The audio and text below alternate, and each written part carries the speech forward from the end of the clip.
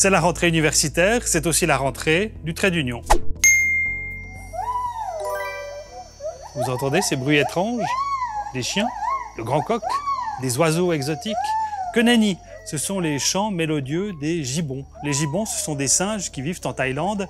Et une biologiste de l'université de Neuchâtel, Julie Andrieux, a passé beaucoup de temps avec ces singes qui communiquent à travers ces chants mélodieux. Elle a notamment conclu que ces chants, suivant leur tonalité, permettaient de détecter la présence d'un prédateur dans les parages.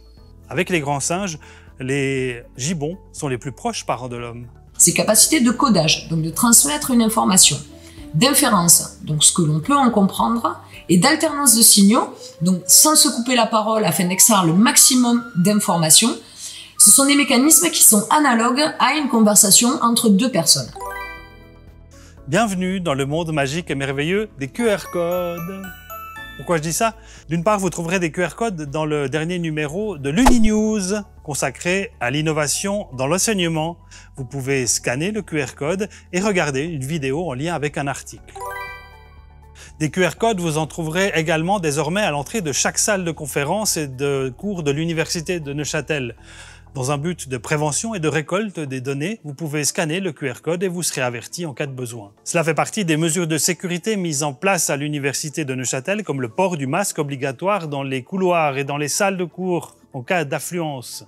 Et n'oubliez pas, d'abord on s'asseye sur les sièges verts, quand les verts sont pleins, sur les sièges jaunes, et là, tout le monde met son masque.